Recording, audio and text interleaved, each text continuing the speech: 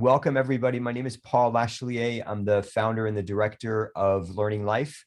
And we are going to start this program. I'm going to have Matthew, who is one of our interns, who very kindly created a short video promo of our dialogues to give you a quick sense of things. Then we'll jump into I'll speak briefly, and then I'm going to have Jaya Kasaraneni, if I'm pronouncing that correctly, then speak. Then we're going to open a dialogue. Then Stephen Alt, who's joining us from the University of Maryland, will be speaking, and then we're hoping to hear from not only Debjani, who's joining us from India, but also from others. From somebody else who I don't think is on the call as yet, but who will be offering some family perspectives. But I'll get to that in a moment. Matthew, the video. You want me to show it? Okay, hold on. Yeah. Okay. Oh, sorry. I told you I would show it, and then suddenly I'm asking you to show it. Sorry. It's okay. All right, can everyone see my screen? Yes. Hold on. Okay. Let me check just to make sure the audio is shared too. Marvin, is your housemate with you?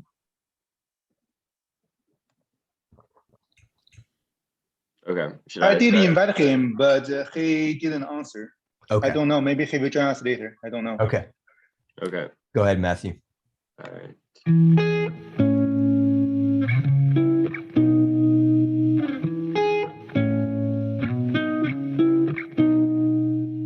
The Family Diplomacy Initiative is a long-term effort to empower families to become involved in international decision-making.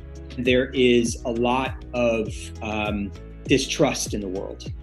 And if we are to, in the long term, look to overcome that violence and distrust that exists between peoples in the world, we have to find common ground between people.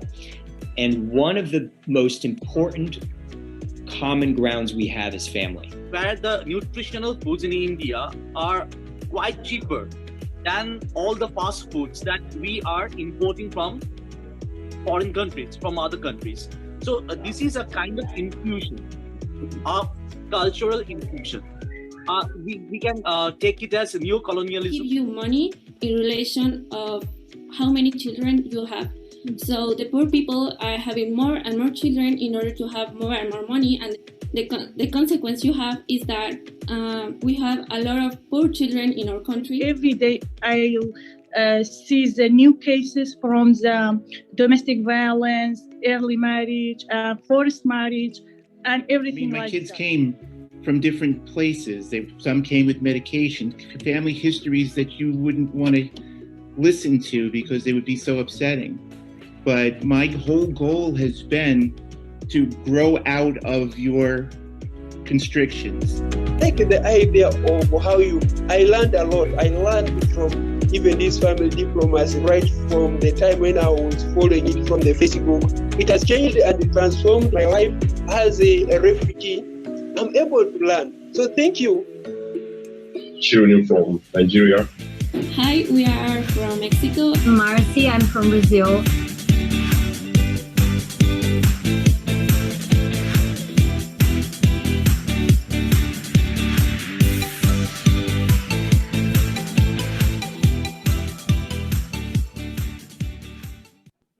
Okay.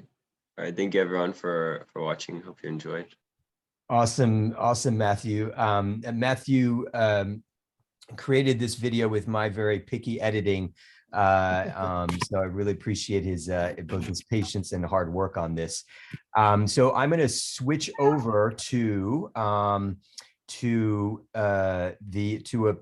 brief PowerPoint. This time I'm going to talk much less. And so I want to share my screen for a moment, and and basically, for those of you who are new, just give you some sense. So this is going to be repeat for some other people, but the idea is for the rest of you to get some sense of those of you who are new to this, some quick sense of who we are and what these dialogues are up to. So everybody can see. Yep, everybody can see this? Okay, great. Yeah, I can see it. So we are an educational nonprofit based in Washington, D.C. in the United States, founded in 2012. Our mission is to spread learning in everyday life beyond school walls. We create essentially learning communities that are inclusive, free in most cases.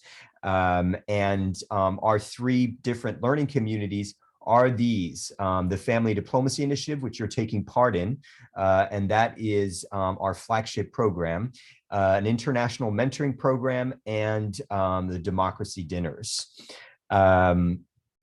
The Family Diplomacy Initiative is the one I'm going to focus on because that's what you're participating in right now.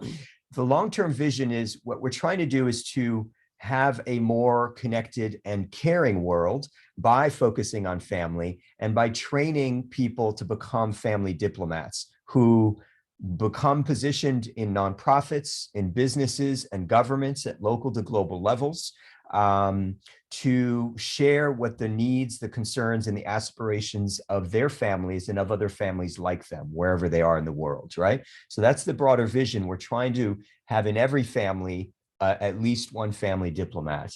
And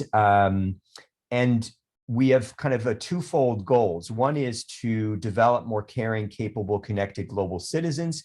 And then the second is to empower families to participate in governance at local to global levels, right? So we're trying to develop people, and we're also trying to change the way governance is done, and making sure that the voices of families are heard in the world.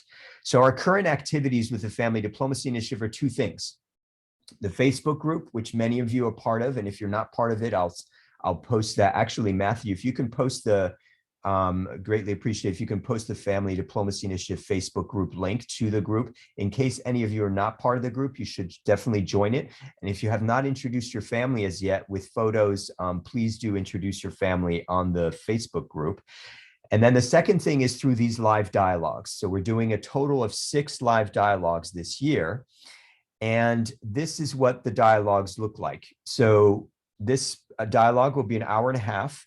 And we will hear from, in this case, 2 experts, Jaya Kasaraneni and Stephen Alt, and then also hear some family perspectives. And then we'll have 2 parts to the kind of open dialogue. So the overarching question that we're asking is, what do families worldwide need to be safe and healthy? And we're asking that in part because of the global coronavirus pandemic, but also because of climate change, and because this is really a central issue for all families, right? Is how can we make sure that families are safe and healthy? So each dialogue has a different focus. The first dialogue on the June 27th was on global trends in family life. Today's dialogue is on healthcare systems, right? Because those are the systems that are supposed to be helping us to keep families safe and healthy. But we also cover work and economics in upcoming dialogues. So things you might not be thinking of are connected to health, but are in fact in many ways connected to health. So work and economics, politics, the environment, and finishing off on November 14th with education and leisure. So today's dialogue, global healthcare systems, and here's the structure of the dialogue. We had the video. I'm about to finish my introduction. Jaya Kasaraneni has 10 minutes. She will, and I will be timing the speakers to make sure we keep to our limits. She'll be speaking, essentially giving us some background about global healthcare systems to help inform the dialogue. Then we'll have open dialogue. And then Stephen Alt will speak on some issues that are related to family health. And then we'll hear a couple of perspectives, one from Nikita Boston Fisher with the Good Health Cafe, and one from Debjani Bhattacharya Das. I'm totally no, butchering. that's right. That's correct. Okay. Who is going to be speaking about her family's own experience with coronavirus, and also some reflections on healthcare systems in light of that.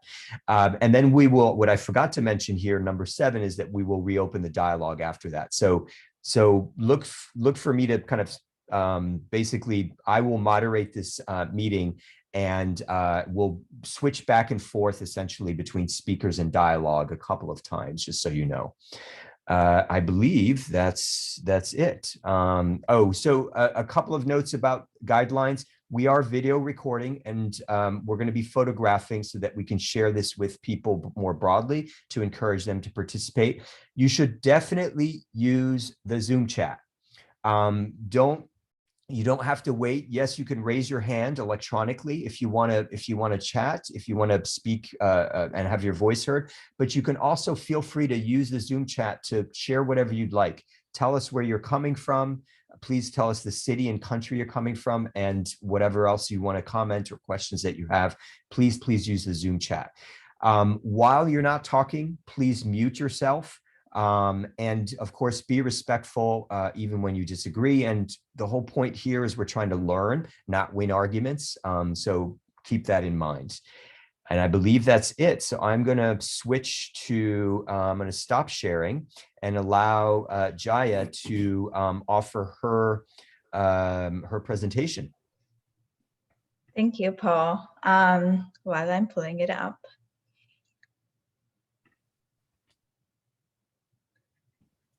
So, hello everybody. I'm Jaya Kasarneni. Paul did say it right. There are variations of it. So quickly, I wanted to give a little bit of a background. So I am finishing up a fellowship at Georgetown, but my focus had always been outreach programs. How do we improve access to healthcare? Improve something we'll talk about during this presentation is health equity. So a lot of my work over the last 10 years had been focused on that. I grew up in the US, but went to medical school in India. And then I grew up also in England as a child. I come from a family of 21 doctors, and the 22nd or 23rd.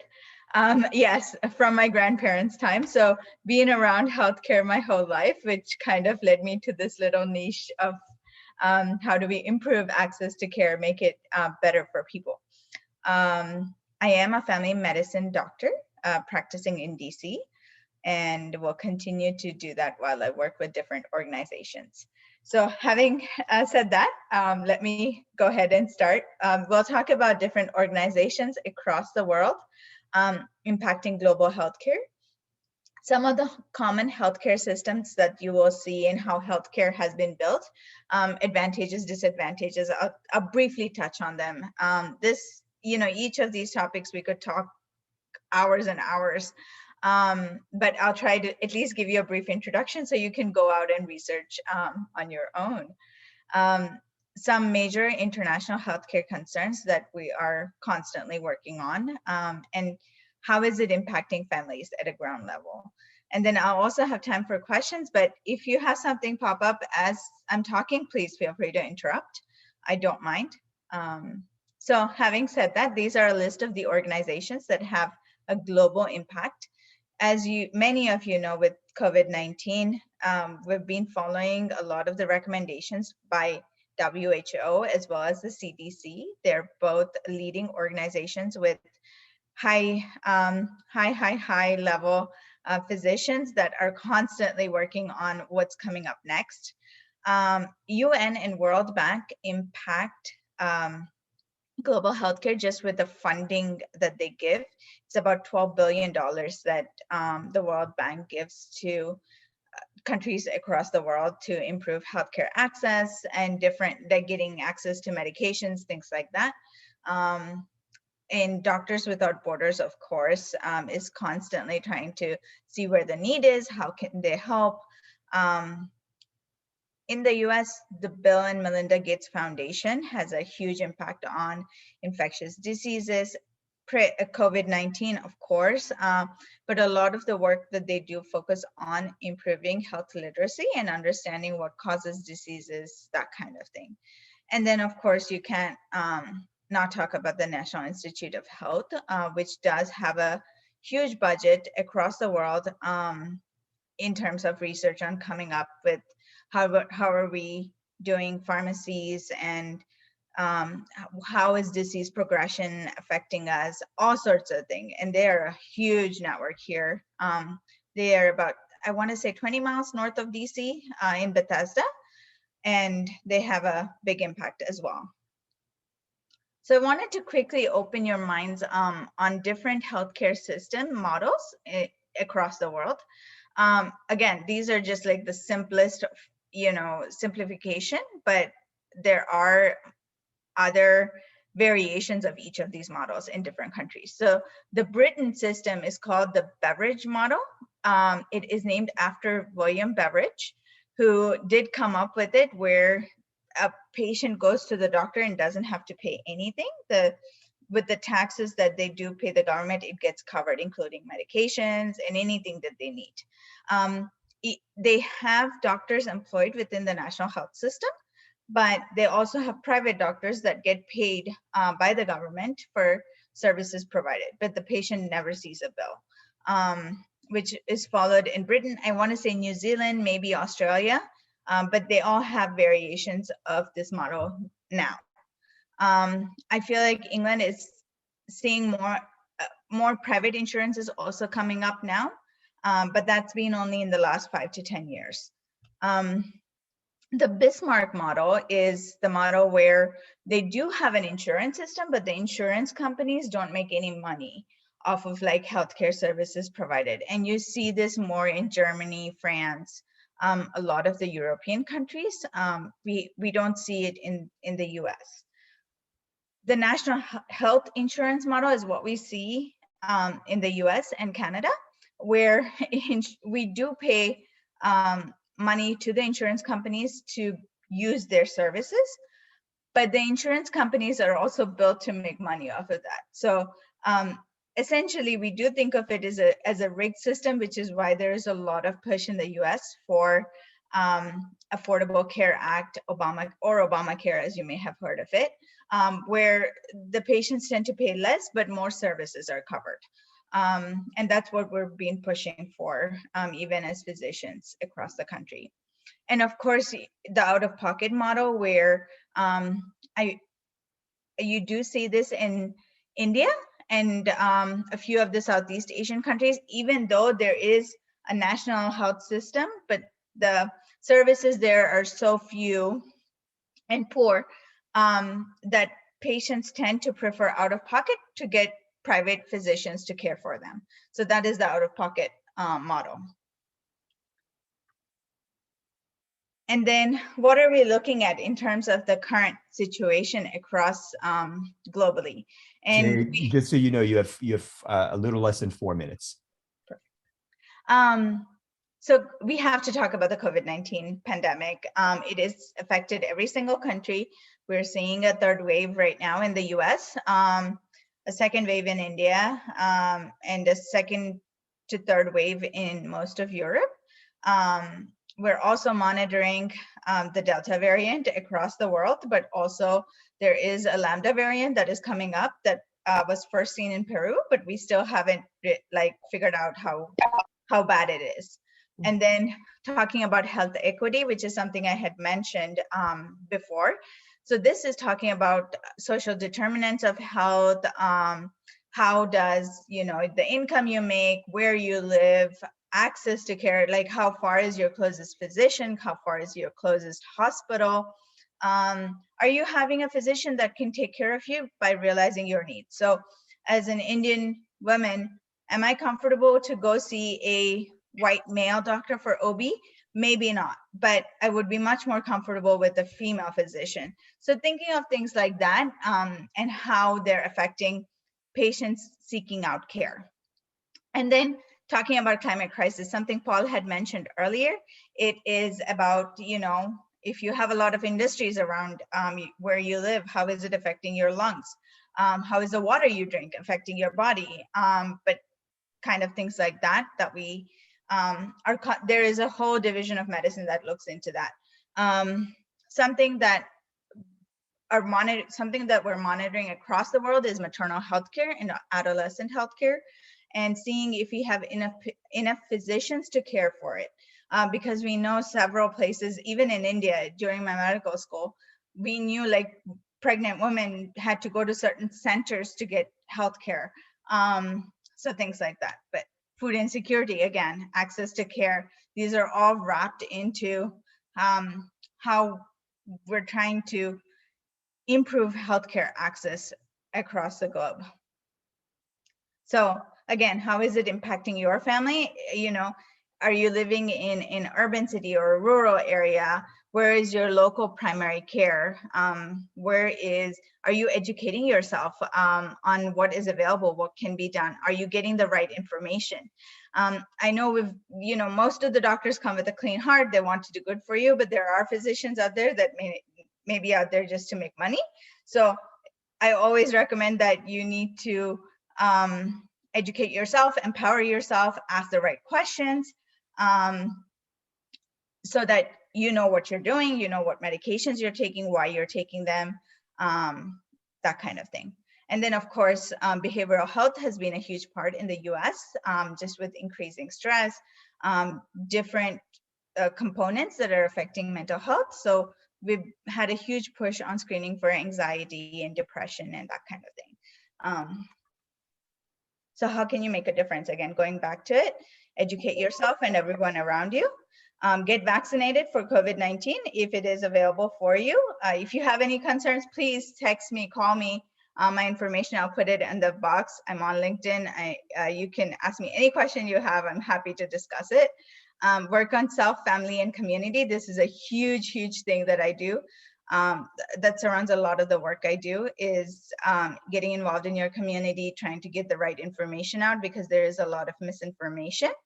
So correcting people's thoughts, beliefs, to do what is right for you and your family. And then building relationship and volunteering with local organizations. So every organization, like there's Lions pretty much in, I feel like every community I've ever been in. There are several organizations that you can volunteer with that do have some impact on healthcare. So please get yourself involved in the community and try to improve what is out there. Great, Jaya. If you can, thank you so much. If you can add any other links that you recommend in the chat, in the Zoom chat, for people who are interested. And if you can also close your presentation so that we can then get back to the agenda. I'm going to share with you the screen. So actually, I don't think I need to share the screen. But I am going to switch a little bit and ask Debjani if you could speak briefly. I'm literally going to give you, if you remember, 5 minutes. If you guys, you and Trino and your kids can speak briefly, that would be great. Just to what your situation, what your experience was with COVID, and your own kind of experience with healthcare systems in India. Hi, Paul. Thanks for allowing me to speak my mind. Rather, I will say that the situation which we face in India was a green one. And I must say, I was just listening to Jaya, and I just gained more knowledge about the COVID-19 pandemic. But I must say that having a first-hand experience in West Bengal, I'm residing in West Bengal, a state of India. Our healthcare system is on the verge of collapse. It's a disaster, and we haven't got any kind of support from the government. And there is a proverb that charity begins at home. But in India, this is an oxymoron. It's a paradox, because there was no government support. There was no facility provided to the populace. It was a chaos. And the physicians, they were not at all present when we needed them.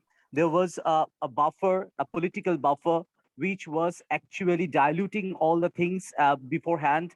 And, those people who had political connections, they only had access to the hospital care, to oxygen, and to all those vital medicines that were needed for supporting a COVID victim. And that's the reason why the death toll was high. And what the government figure was, it was a sham, because we knew that uh, it was more than that. It was multiple times more than that. So what I can say, because it was by God's grace that we survived. Because as I think Jaya will know better, because she has had first-hand experience, that India was a pandemonium. It was a living hell. And everything was going on hush hush, and the politicians were keeping on their reserves. They were sponsoring some other people's, their relatives, with money to gain more oxygen, to store more oxygen, to store medicines. And you wouldn't believe, Paul, that the government just they treated us like we were invisible. We were nowhere. And in the streets, besides the road, people were dying. And media coverage, they were oblivion, because government instructed that. And that's the pathetic condition India is going through. So I can't say any more about the healthcare, because there is no healthcare system in India anymore. It have ended. Trino, thank you for your thoughts. Debjani, do you want to offer your own thoughts as a mom of twins? Yeah. Hello, everyone. Today, I would tell that I am very lucky that I'm sitting here with all my family members, safe and healthy. Because when we got infected in between mid-April. There was no medicine.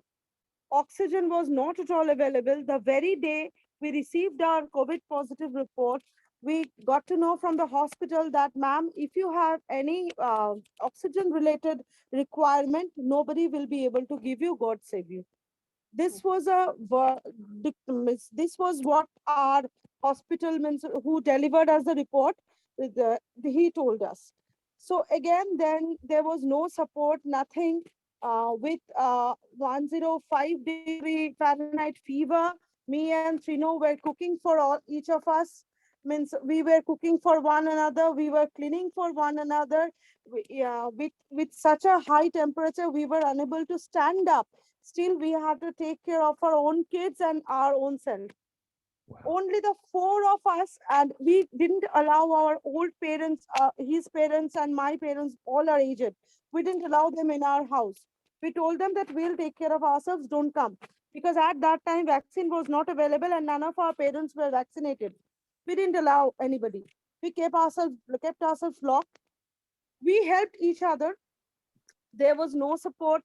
And even one day, even the medicine delivery boys, I mean, the companies were not that much active, that much proactive that they would deliver the medicines, even with COVID positive and 103-degree Fahrenheit fever. One day, I had to hide myself and go to the medicine shop to bring medicine for us. Mm-hmm. I know I had to break rules, but I had no option. Mm-hmm. It was like that. And the oxygen cylinders that were cost actually 400 INR were being sold at 15,000, 20,000 INR. Oh my God. Black marketing was at its height. Everything was like that. And I'm really lucky that we survived. So I appreciate you guys, really appreciate you guys speaking from your perspective in India, in part because you've had COVID, a really bad case of COVID that you guys are still recovering from. We're so glad that you guys are still with us, including your kids. I'm wondering if you can move your phone horizontally so that we can see all of you, all four of you, if your kids happen to be with you, although that might be challenging. For the rest of you as well, just FYI, if you happen to be with other people, you may want to sit close to them what we're trying to do is to convey these are in part family dialogues. And so, yeah, if you can sit close to your whoever you're with, that would be great. Michelle, Padidar, if I think you're with your partner, and I'm not sure what country are you joining from, Michelle? What country? If you guys, Debjani, if you guys could mute yourself. Oh, that's great. It's great to see your twins behind you. Michelle, what country are you joining us from? You have to unmute yourself, Michelle. She's trying to. Okay. So in the meantime, while Michelle's trying to figure out the mute button, we're going to open the dialogue to everyone, and we will come back to Stephen and to I hope and I think Elizabeth is the other speaker on. Elizabeth? No, she wasn't able to join finally. Gotcha. Okay. So, yeah. So we'll come back to Stephen for some further thoughts in a few minutes, in about 20 minutes or so. But open dialogue. So at this point, it's open dialogue, and you should. He called me. What's that? Hello, Paul. Yeah. Can you hear me now? Yes. Where are you from? California. Okay, great. So great to see you. By all means, I think if you're with your partner, join them on screen together. You may have to sit very closely so that we can see you, because we're trying to emphasize that these are part of family dialogue. So in this open dialogue period, if you can, it would be greatly appreciated. Use the raise hand button. You'll see a reactions button at the bottom, just like I just did. Raise your hand if you want to contribute to the dialogue. So who would like to go first?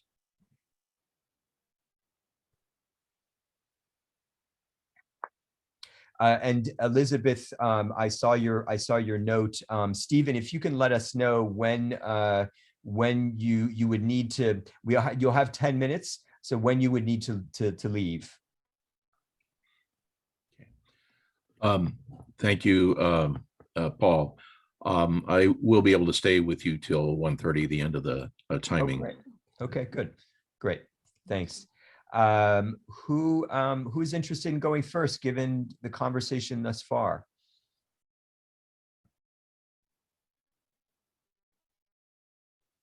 I can quickly go. I just wanted to say, I think from everything I've kept in touch with my med school classmates, what Debjani and her family have shared, it is right on. It's a collapse of the healthcare system, but I think they also didn't have a healthcare system that was built to support the billion people that we do have as a population. And so doctors didn't know what to do because they weren't able to get makeshift beds, things like that. So we have a lot, at least I'm from Andhra, which is in South India. And so we've had like local movie stars or, other people fundraise to put up makeshift hospitals because the government wouldn't do it. But it's interesting to see that variation of and difference in health equity just with COVID-19. And then I quickly wanted to say, we're worried about COVID-19, not just because it is a disease that can kill you, but also because of the long-term side effects that we are seeing. And recognizing now that includes concentration issues, heart issues, lung issues, pretty much across the spectrum. So just be safe, mask up. Thank you. So Stephen, then Data Robert from, I believe, Uganda, and then my partner Kelly has a question. Stephen? Yes, thank you. And thank you, Jaya, for a very nice introduction and summary of healthcare systems. I'll add some perspectives to that. I just want to say that the challenges, the difficulties that Debjani and her family, the family there in Bengal, West Bengal, have been facing. Unfortunately, they are not unique to India. My friends and colleagues in Latin America and the Caribbean have very similar challenges, and I'm sure it's the case in most countries in the world. That's no consolation, but it certainly is a shared challenge and shared opportunities to do our best to learn what we can, to share it in dialogues like this and in other ways to tackle and bring this pandemic to an end as soon as we can. Thank you. Great. Jamil, I believe you're next from, and remind us where you're joining us from. Jamil, yep. Yes, I hope you can hear me now. Yes. Where Yes. where are you calling in from? What city and country? I'm calling in from Uganda, Africa. Yes. Now to share about my views here in Uganda. The health system is in Uganda. They are not that good because you see, we are in a lockdown where no one is working. But for instance, sometime back, a doctor was infected with COVID. He was taken to a hospital. But since government hospitals does not have enough equipment, so he was taken to a private hospital. And unfortunately, that doctor died from the hospital, but they had to charge him too much money that the family cannot even afford. So they had to sell all what he had so that they can get a corpse to take it for burial. That is Uganda. Then another thing, we are in a lockdown where there is no one working and we are always at home. But a few months back, the government decided to give food relief in terms of money to help people to get what to put to eat. But they were giving less than $20. I hope you're hearing me well. Yes. They were giving them less than $20, and people are asking themselves like, how would they spend that money? We are in a lockdown of 42 days, though we are now remaining with around 8 days, but most people are in their homes. They cannot even afford to move to towns to buy medicine, assuming they need medicine. If you cross towns and they feel like you are trying to violate the rules that you are put on, you will be arrested, taken to police, and after you are arrested, you have to pay much money than what you can afford. So people are in houses, and the healthcare system is too poor. And for example, I'm living in Fort Portal, our regional referral hospital. It takes a region whereby not less than 6 districts, it's a hospital that is their referral. But we have 20 oxygen plants, which are too less compared to the population in the region. So that is the situation in Uganda, mostly in Fort Portal where I'm living. Can you repeat again where you're from, or write it in the Zoom chat? What city? I know that you're in Uganda. And Fort Portal. Is that anywhere close to Kampala?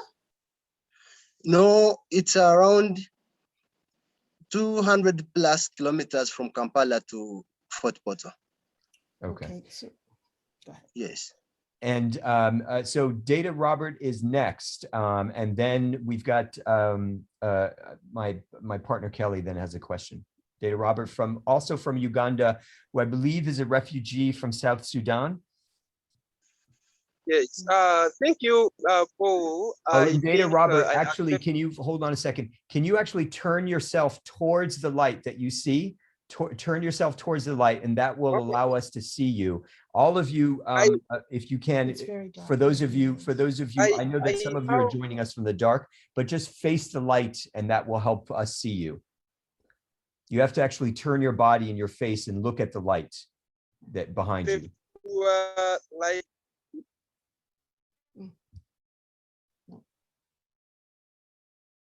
at least fair. Yep. So I appreciate this discussion. Here in Uganda, I'm in the refugee settlement. The situation about the COVID-19, it is also worse. What I have seen from the disability issues, people living with disability cases, they face it rough because some of the medication that they are supposed to be supported, they could not even go. They cannot be taken to the hospital because people fear to go to somebody who says, I'm sick. Because if you go, you will never know this person is already sick. So the disabled and those who are also vulnerable, like the elderly, they are unable. We lost one of the elder mother who died recently because she's left in her room. She stayed for 3 days. People did not notice her that she's sick. At first, when she was complaining, people say no.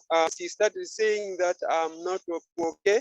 So everybody was also fearing to come close to this elder woman. So we lost this woman instantly because people take their own security because they say now if I'll go and then I'll also contract the same kind of sickness. We are looking forward that as a family, because to be checking our family members in this COVID situation, we need to check our family members if they are sick. We have to check them and we take the SOPs or the standard measures so that we are able also to trace. That's the second thing. People die in hospital, they are put in quarantine where they could not be clearly be supervised or fed well. Some other people jump out from the quarantine because they know that there will be no proper care. Because proper care is most of the important thing in the hospital. So because of also shortage going on, because people are many in the hospital, they could not even help everybody. So the situation here in the region, I'm in West Nile, and people are in lockdown, and the lockdown is still, we are waiting for the time they will also give us the so to move and also look what we can manage. So I think that is what is here. I'm in Rhino camp, so I appreciate this debate. It has been really very fruitful. Me, I always see it positive, though I always struggle to see the light. The place here is very difficult for us to access light. And I was even from a place where a funeral this evening. I did not put my solar to be also on light, just why you can see me. I lost one of my in-law. I went and there are very few people attending the funeral because you cannot. And they also attend the funeral for our close family relatives, because if somebody dies, you have to always see, at times as a close relative, you'll be the one going. So thank you. This is what is happening here. I appreciate that. Thank you, Paul, and the rest of the team members for the family diplomacy. I remain as the man as continue. Thank you. Thank you, Robert, for sharing that from Uganda. We do want to hear from people from across the world, especially outside the United States. So for those of you who are in countries like, I know Mahe is from Tunisia, Sahad, I'm not sure where you're from, but if you could write that in the Zoom chat and indicate what city and country you're from.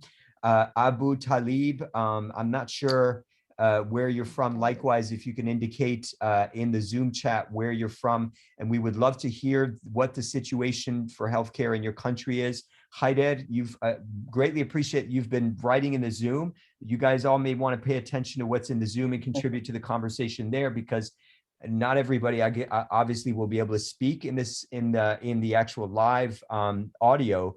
However, everybody can contribute to the Zoom. So Kelly is next, and then if you've already spoken, I'm going to prioritize people who have not spoken yet. So it will be Kelly, and then I believe my Suzanne, your hand is no longer up, so I'm assuming you don't want to participate. But Haided will be next, and then Cullen. So Kelly. So I have a question. that really can be answered by just about anyone, but I'm especially interested in hearing from the people who've already spoken. So Debjani, you mentioned, and of course we've gotten news here in the US about the price gouging with oxygen cylinders. And we did hear also about some Bollywood stars and others stepping up to help people.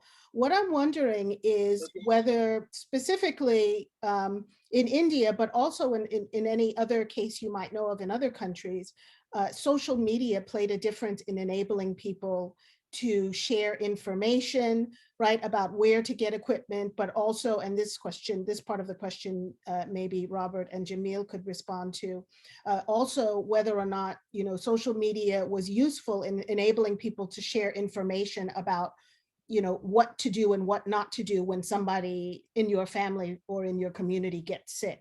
Right, so sharing information about the safety or not of being near people to help them when they're sick, or where you might be able to get PPE, personal protective equipment, so that you can go in and help someone if they're too sick to take care of themselves. Debjani, Debjani or Trino, do you want to go first, and then maybe Jamil or Data Robert, you can go ahead and respond. Yeah, we can start. Go ahead, briefly. Yeah, actually, what I would like to say is regarding the equipments, yes, the masks and sanitizers were available everywhere, but the most crucial things, the injections, remdesivir, which was mainly used, remdesivir, the oxygen cylinders, these things were under the black market use. And yes, social media was really very helpful because every student community, teachers community, women's community, everybody tried to spread help through the social media, primarily Facebook. Facebook is very popular in India, extremely popular, and everybody tried to help each other. It was only the common men who stood beside each other virtually, however they could. That was the thing. And regarding the Bollywood stars giving away helps and all, and yes, not only Bollywood stars, even the cricket maestros, they also gave away. But India is India is a developing country. So the poverty, people below poverty line, the population is very high. People who are below poverty line, and those people put up a line overnight to take those helps and all. It was not for everyone. Since it was not a governmental help, definitely this private helps, there were such long queues. Suppose the help was arranged for 50 people, the queue was of 20,000 people. Actually, Paul, I just want to say one thing, that whatever you have heard about the Bollywood stars or any regional stars, those were all celebrity stunts, and there was nothing genuine about those, because many of those people I know personally in the Tollywood industry, in the Bengal industry, film industry, they used to arrange press conferences. They used to have some pre-planned arrangements that today we are going to do these things. We will just gather 20 people of our choice, and we will distribute these things. And you just cover it up, and you just spread it through the media. And for that, the queue was of 20,000 people. Yeah, that it was given only to 40 to 50 people. It was only social media and the common populace, the global populace, who just played their humanitarian role. They came for our aid. And yeah, well, social media played a vital role, a very crucial role, which government failed to do. And it sounds like, if I'm understanding you correctly, Trino, that the Bollywood stars are kind of using that as a platform to promote themselves. Exactly. Everyone. Exactly. Every man in power is doing that. It was a promotional stance, nothing more than that. Gotcha. Jamil or Data Robert, actually, Jamil, if you could speak from your perspective in Uganda, and then I think we need to hear from people in other countries. So Haider would be next, and then Haider, who's in Iraq, and then Khalid, who's in Pakistan. So Jamil from Uganda, go ahead. Yes, I'm so grateful to be back. I was still sharing, like, I've got a question that how long have we spent in the lockdown in Uganda? Ever since March of last year, we have been in a lockdown, though around December, around January this year, the government made the restrictions a bit easy, but again, like 1 month and a half back, they again tightened the restrictions after we received the second wave of the COVID from South Africa. Now we are back in the lockdown, and the problem we have, at times we used to be on social media, like mostly when we are home. The reason why you see, like, I have not been even sharing with you on Facebook. Last time, Paul, you sent me a message, but I couldn't be able to reply it. Even social media, Facebook was banned in Uganda. So to access Facebook, we only have to use VPN. And at times VPNs misbehave. You find like the VPN cannot be able to work. So that's why at times I'm not even on Facebook. Jamil, why was I'm sorry, why was Facebook banned in Uganda?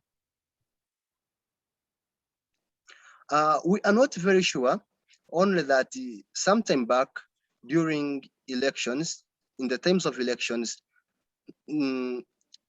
some of the Facebook of those people who were supporting the president, and they were taken off, their pages were taken off from Facebook. So that's why I think he banned it. But it's because people were sharing on Facebook, like how people were being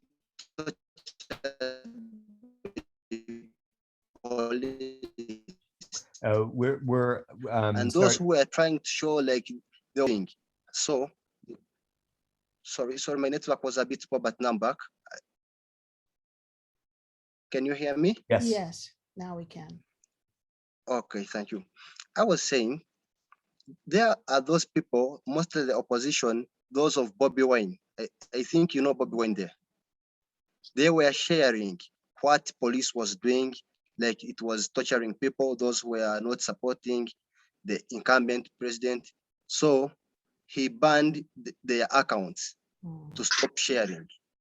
And when he banned them, even from Facebook, they banned those accounts of his bloggers, the incumbents bloggers. So that's how he started to block Facebook from being used in Uganda. I think they're still in talks, because something back we saw on a national television, like they were in talks, the government and Facebook, to again allow Facebook to work in Uganda, though we don't know how long it will take. Gotcha. Jamil, thank you for your contribution here and to learn about, it's interesting to learn about how politics impacts social media, and now that can then impact your ability to even deal and have your voice heard on healthcare issues as urgent as the COVID pandemic. Haidar from Iraq, and then Khalid from Pakistan. Colin, I know that you had your hand raised. Colin is in the United States, actually in the healthcare industry. Would love to hear from you if you have a question, but we're kind of limited on time, and we want to hear from Stephen Alt, who has patiently been waiting to kind of give us some perspective and his own thoughts on the dialogue thus far. So we're going to finish. We're going to go with Haidar from Iraq, Khalid from Pakistan, and then hear from Stephen Alt. Haidar. So here in Iraq, the situation, like there are too much cases, or a lot of cases here in Iraq, that people infected with COVID, because people are not taking care that much of the equipment, the mask, all of these, and even the vaccine. And about the cylinders, oxygen cylinders, we have a disaster with that, because there is a lack of these oxygen cylinders here in Iraq. There is so many people who are dying because of a lack of oxygen.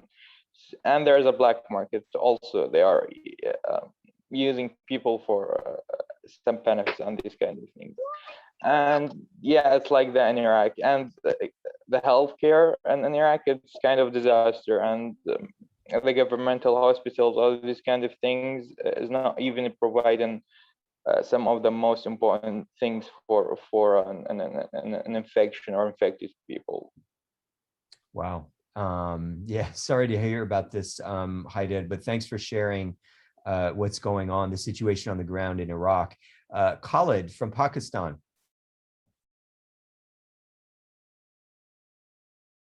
We can't hear you. Okay, can you hear me now? Yes, and can you All right. remind us what city in Pakistan you're from? I'm from Islamabad, which is the capital city of the country. And I think you may have noticed that I had suffered from this COVID, the third wave, and my mom also suffered. I recovered like in 3 weeks' time, but my mother, she had to be hospitalized. And thank you God, I wasn't very sure that the government would be providing such a wonderful state-of-the-art facility.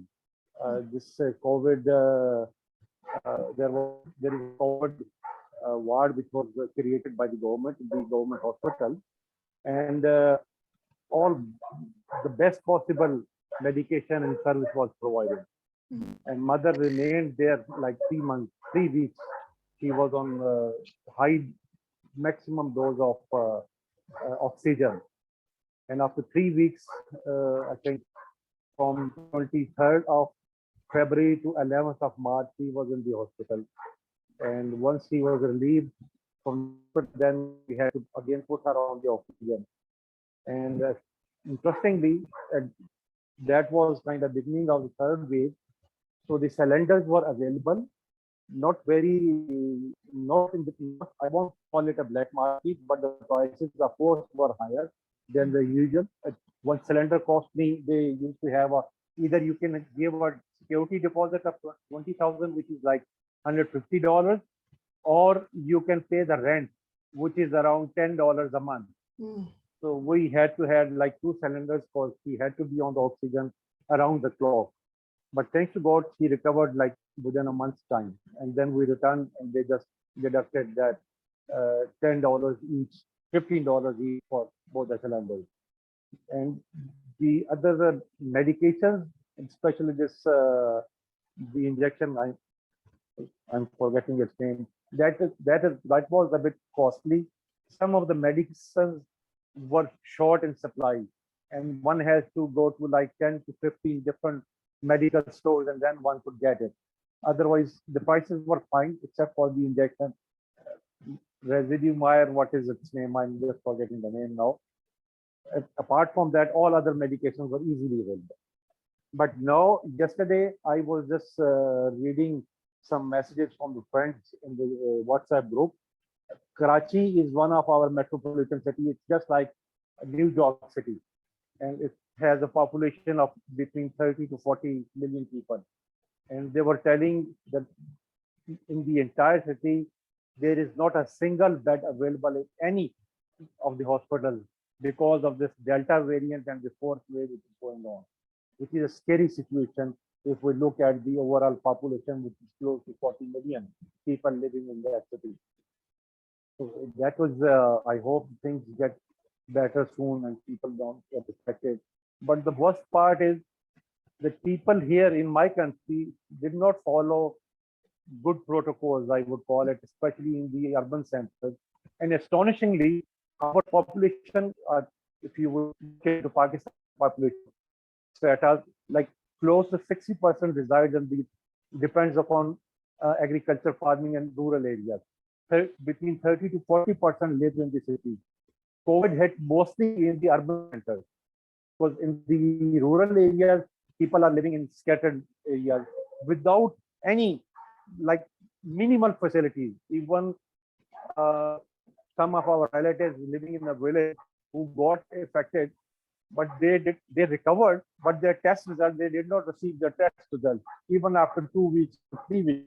You can imagine. So it was more of a fatalistic kind of approach that people were recovering without taking any precautions. So I hope now things get better, but it is beyond human control, I would say. Yeah. And as far as the social media is concerned, because I had been suffering from it, I was isolated in my home.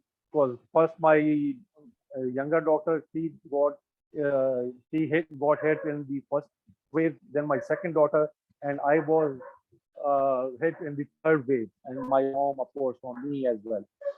The social media really helped a lot in the urban centers, I would call it. Facebook, I had joined a group, Corona Warriors, Corona. and we used to share information, give advice depending upon the kind of experiences and what should be done, where one can get the cylinder or the medicines and all that. So it was quite helpful, I would say. Yeah. Khalid, thanks for sharing your perspective from Pakistan. I'm glad your family survived. It sounds like your mother had a really difficult time. But I also appreciate the fact that you brought up a number of issues, right? There's the cost issue, which has been a kind of theme in this discussion, that some people simply can't afford the cost of healthcare in these emergencies.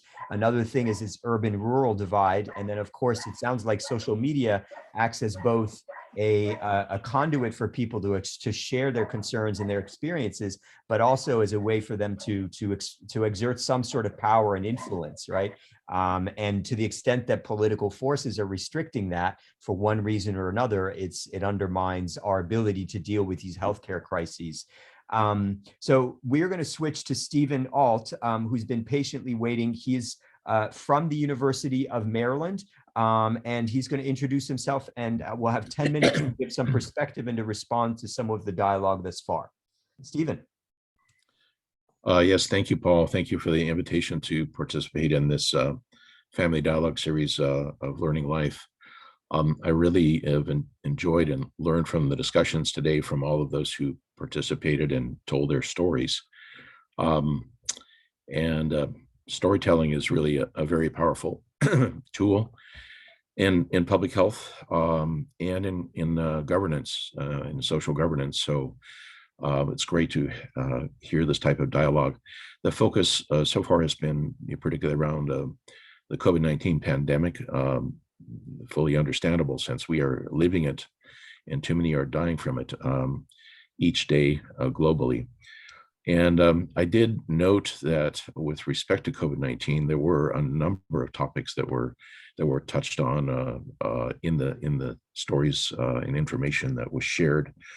The challenge of disabled people being able to access health services for COVID and otherwise, food shortages and hunger, difficulty of even providing foods in hospitals, the high cost of medical bills arising when people are hospitalized, the lack of oxygen tanks and services and the black markets that created around it in many different countries, the high costs of burial and funerals and the inability of people, families to attend these in the numbers that they would wish, the challenges of home care when you cannot access, get help from outside and that help might not even be available, the difficulty of even getting medicines delivered when they are available. So these are some of the things that have been touched on regarding COVID-19. And these are all part of the challenges with healthcare systems that we face, that we're living in this pandemic time. I do have a presentation to share with you for I have 14 slides, so hopefully I can squeeze that in 10 or 14 minutes to share with you some perspectives, not only on COVID-19, but other aspects of healthcare systems and services. I do teach part-time at the University of Maryland in the School of Public Health, different topics like global health, infectious disease epidemiology, environmental health, and health planning and evaluation. So let us take a look at the slides if that's okay with you, and I'll go through these as quickly as possible. Yeah, and Stephen, you've got about 7 minutes. I know it's a challenge. All right, thank you. I believe Elizabeth or someone was going to help. Matthew, can you give Dr. Alt the permission to share his slides? Oh, okay.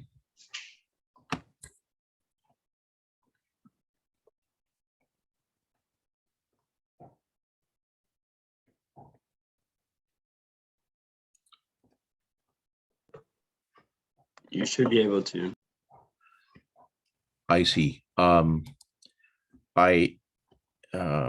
I had understood that I was going to be assisted with this, so. Yeah, you can, Dr. Alt, you can just press the share screen button at the bottom of your All right, I'm doing that. Yeah, now. sorry, the green. Yeah, and then you yeah, the green select, yeah, and then you select the screen that you want to share, and then you can do your present. There you go. Okay. Perfect, perfect. Thank you. Yes, and I'm trying to get into a full mode here. You might want to, you should be able to select your presentation, just like click on the thing from your own screen. Yeah, so if you look at the bottom of your screen, the very last tab on this last little icon on the bottom should open the screen up. Last tab on the right. Yeah, on the right, very bottom, where you were actually hovering around it just in a moment, just not the last one. Actually, The you one see the to volume right there. Exactly. Here we There are. you go. Okay. There you go. All right. Thank you. All right. Sorry, he lost another minute here. No, perfect, All perfect. right. Great. So what I've done today is to take a look at healthcare systems in three different dimensions, as it were.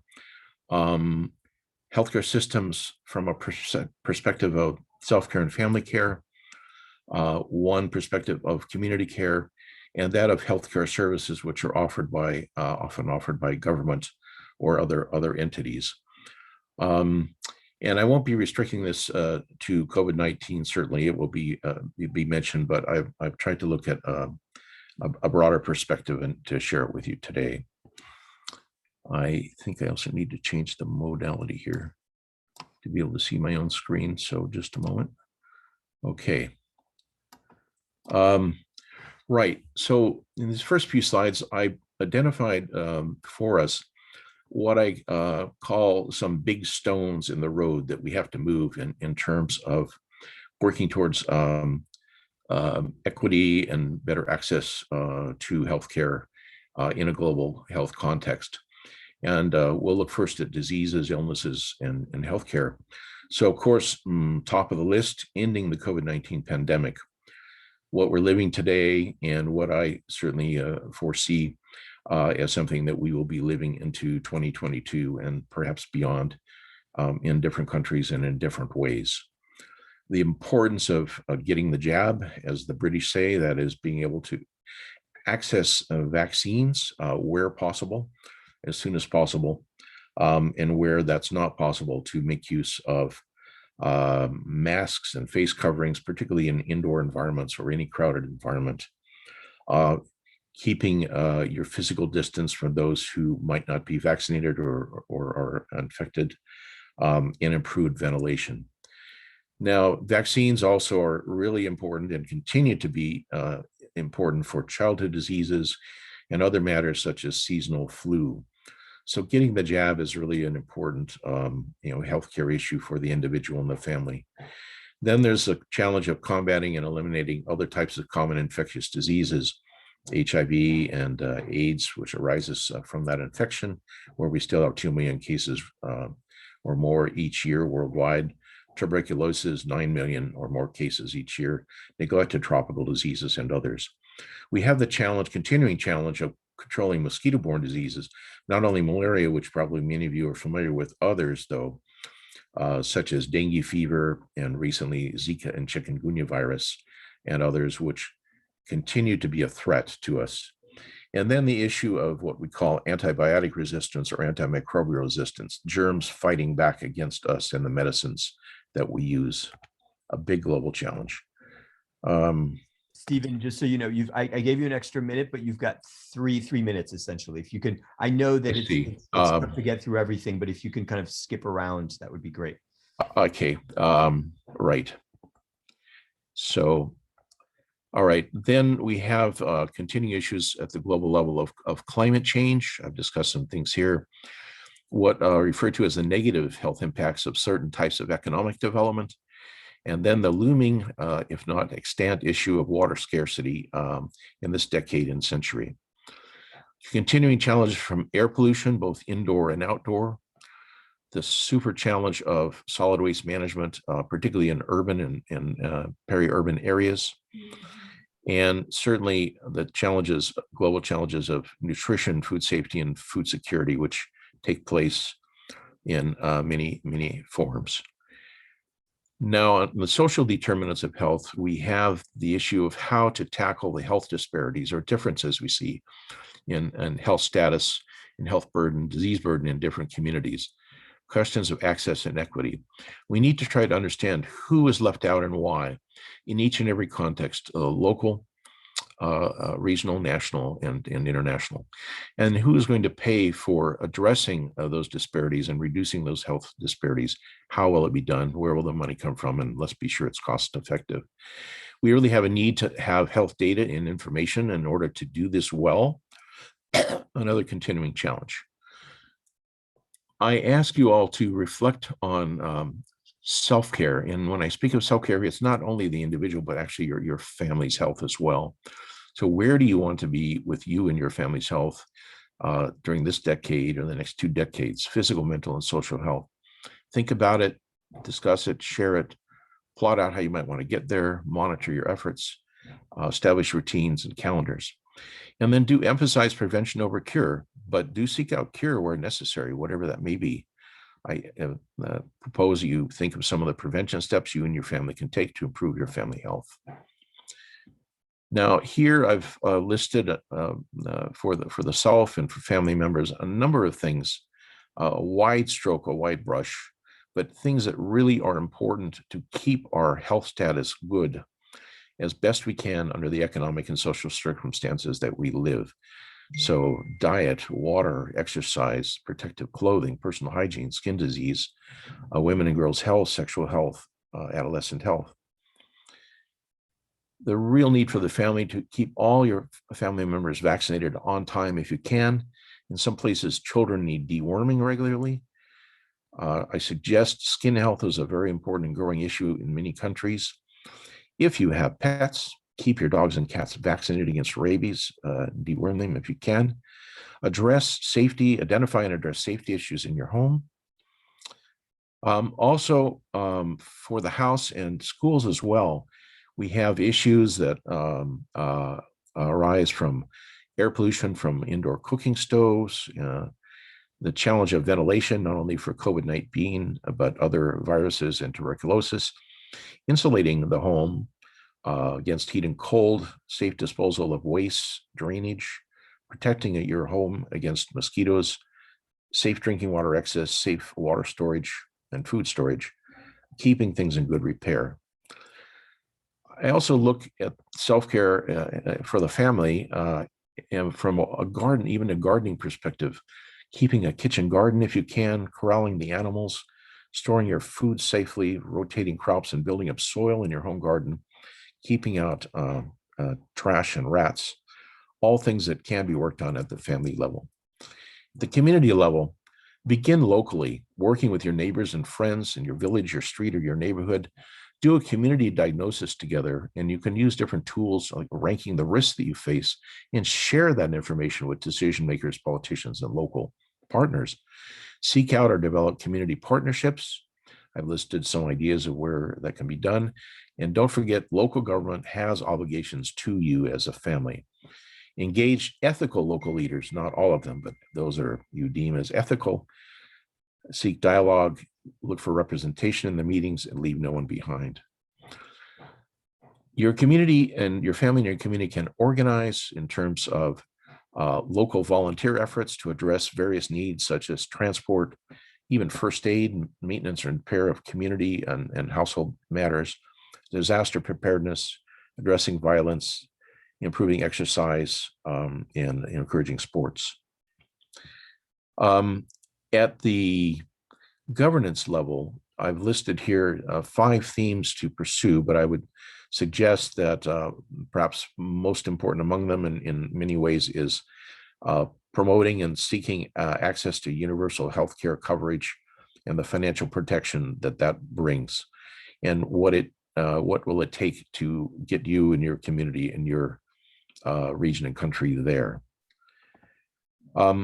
I also would encourage you to understand better your primary healthcare services and systems, how it works, where they are, where it's not, who is served and is not, what can that service do for you, and do take perhaps what we call a One Health perspective on the way you look at global health and personal and family health matters. Have your lens on not only human health, but environmental health and animal health, all lumped together as we call it, One Health. Then philosophically, or perhaps as a paradigm, think globally and act locally. Oops. Oh. Yes, there we go. Thank you. Okay, Stephen, that was fantastic. I really appreciated the fact that you gave us kind of a perspective on what we can do from a very personal perspective on our own, all the way to the family, to the local level, and much more broadly. And I think that helps to kind of bring us to a close, although we're going to hear from others here. I almost wish we had you go last, because those are really great ways to think. I want to emphasize a couple of things of which you said. One is that when we think of health, right, we oftentimes don't think of, for instance, our animals and other creatures that may be contributing to disease. After all, it's suspected that the COVID pandemic was actually caused in part by this other animal to human being transmission, right? So we have to think in those terms. But I also really appreciated that you said volunteering is important, right? Volunteering in our community, volunteering for broader action for universal healthcare or some sort of system like Jaya mentioned, which would ensure that everybody, regardless of how much they make, gets basic healthcare. So really good points to bring out. I want to turn back to we just got 7 minutes, but I want to in a few minutes turn back to people. Debjani, if you want to quickly comment, that would be great. But then Colin wanted to talk, if he's still with us, and then Sahad, I believe, and Chloe last. So we'll go with you guys, but be very, very brief if you would. Debjani. Can't hear you because you're muted. You're muted. Yeah, sorry. Yeah, I would just like to share you 2 photographs taken right today in front of my house by a political party. You will just love to see that they had come for a sapling plantation. It was a plantation celebration kind of thing, that we should plant more trees. I would just share you 2 pictures. Everybody can see what is the level of ignorance while we are awaiting the third wave of COVID, and where we are really worried that since our children below 12 years actually are not vaccinated, so we should be more aware. You just see the political party. I want to show you the gathering. Just I'm sharing the pictures.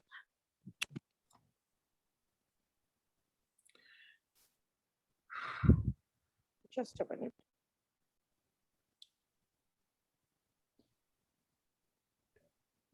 Debjani, if it takes any longer, what we might do is just there you can go. You see?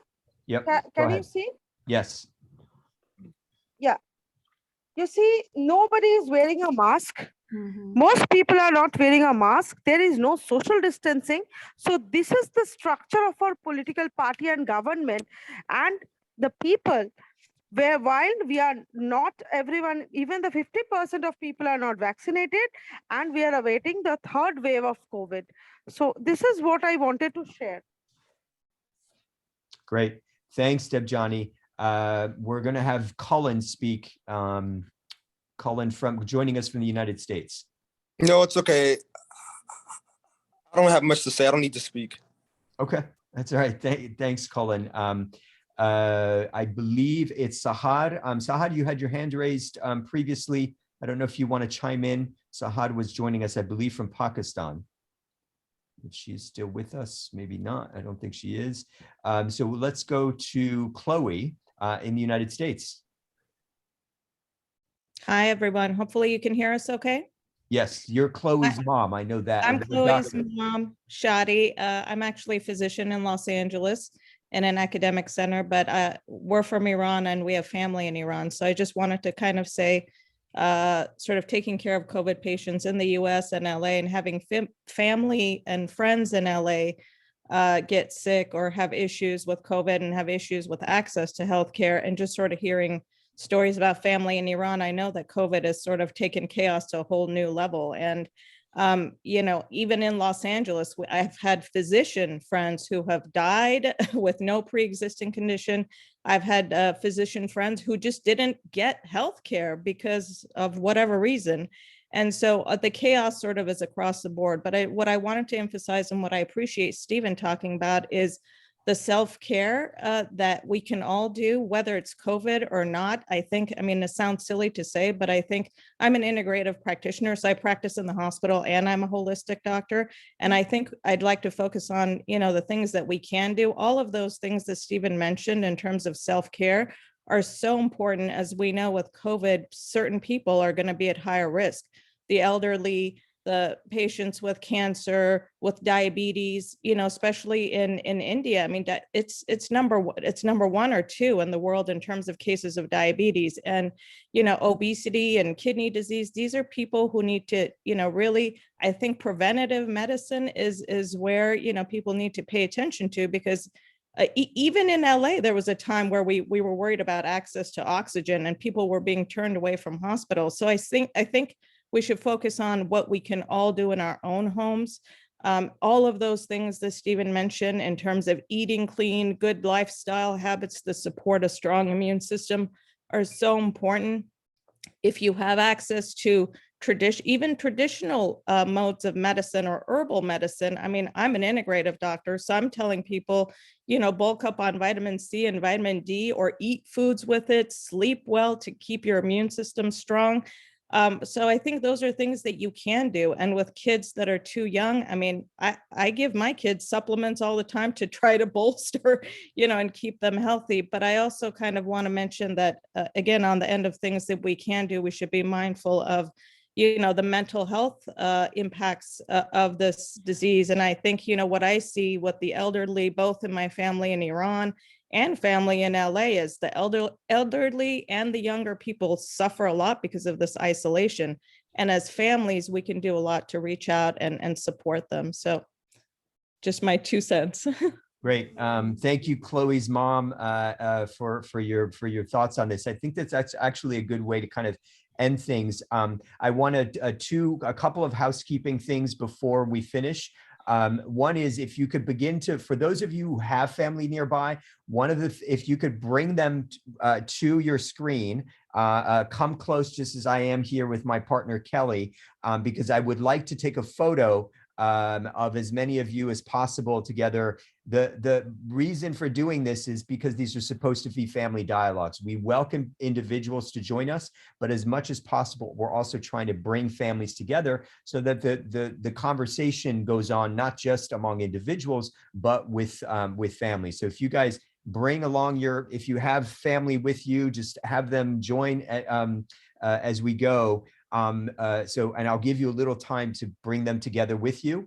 But while I'm doing that, one other thing, one of our volunteers, Haiti Lopez, said something in the chat privately to me, a very good idea, which is I'm going to post something on our Facebook group. So Matthew, it would be greatly appreciated if you could repost the Family Diplomacy Initiative Facebook group page, so anybody who's not on there can join. He's going to post it in the Zoom chat, and I will initiate a discussion. For those of you who want to contribute, continue this conversation, you're more than welcome to do so there. In fact, you're encouraged to. And for those of you who have resources to share on this, it would be greatly appreciated if you put it in that Facebook chat, in part because we're approaching 6,000 people in the Facebook group. They come from all over the world, and there are large numbers of people joining every week. About 200 people are joining every week. So your dialogue is going to benefit a much larger group than just these dialogues appear. Okay, we're going to take a photo. If you could please turn on, for those of you, Michelle, Cullen, Elsa, and Kibria, if you could turn on your videos briefly. I'm going to take a couple of screenshots. And I'm going to count 1, 2, 3. And if you could all smile, that would be fantastic. All right, on 3, 1, 2, 3, smile.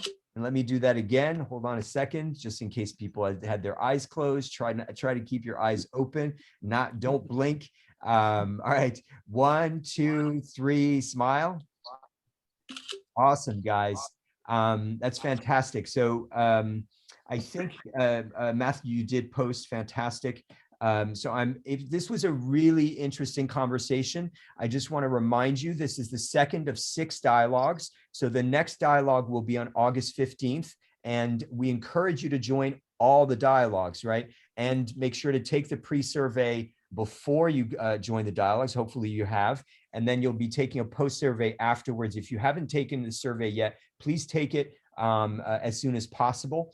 This will be a way for us to kind of measure the impact of the dialogue. So it's very important for you all to participate in the pre-survey. Last thing is, please make sure to encourage your friends and other family members to participate in these dialogues. We want lots of people to benefit from having this international conversation with people from different countries. All right, everybody. Thank you so much for your time. Sorry we couldn't get to everybody who wanted to speak, but we look forward to seeing you on August 15th. Thank you, everyone. Same time. Bye-bye. Thank you.